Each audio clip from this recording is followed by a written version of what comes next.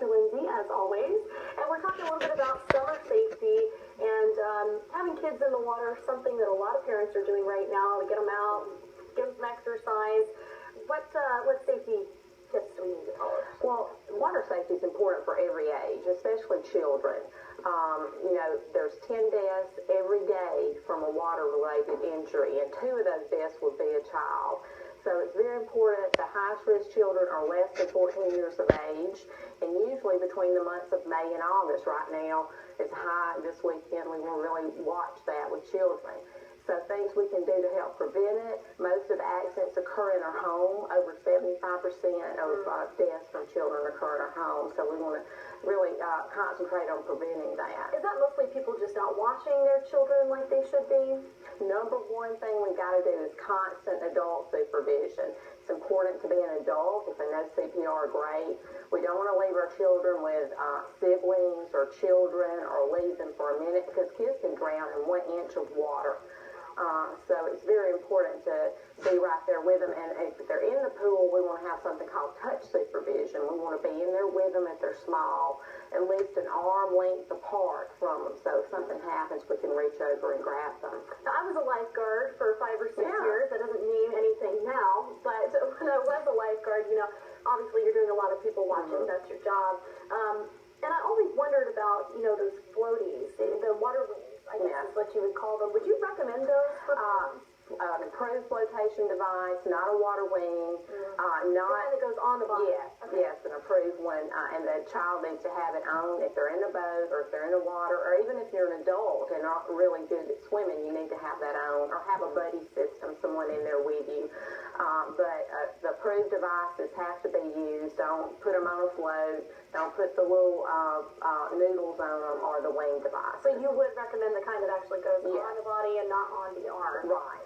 Right. I saw a lot of kids topple over. They get kind of top heavy, with those water wings because they can't, balance quite as well. Right. Unfortunately, we have seen a lot of drownings recently in the lakes, people jumping off of bridges and stuff like that. If you're with a friend and they are in a panic situation, what should you do there?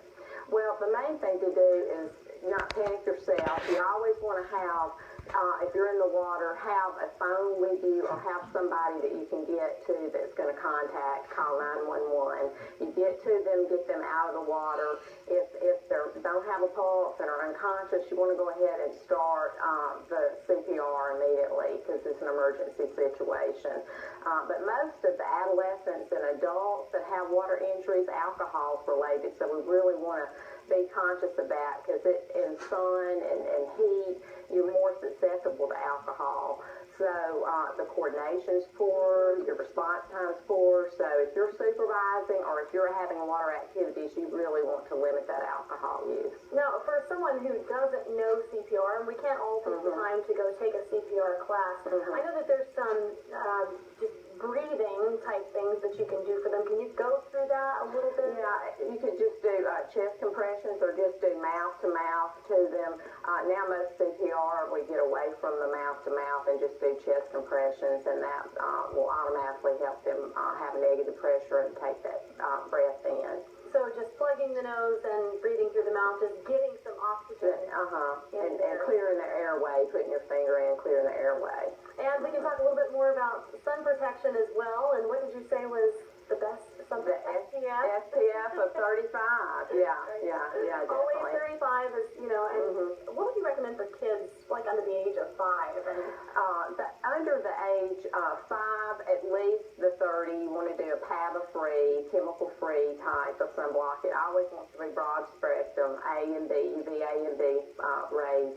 And you want to try to stay away from the ones that are aerosol. You don't want to put it in their face. If you're going to put aerosol on there, spray it away from their face and rub it in. And speaking of sun damage, you have a clinic that can treat sun damage. Yes, we have a laser wellness med spa, so we treat all types of photo damage.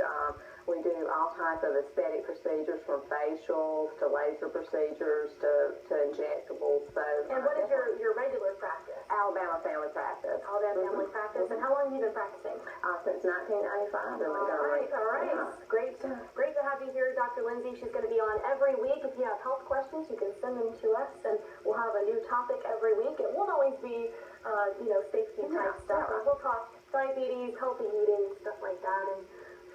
great answer. So, Dr. Lindsey, thank you so much for being with us. We always appreciate it.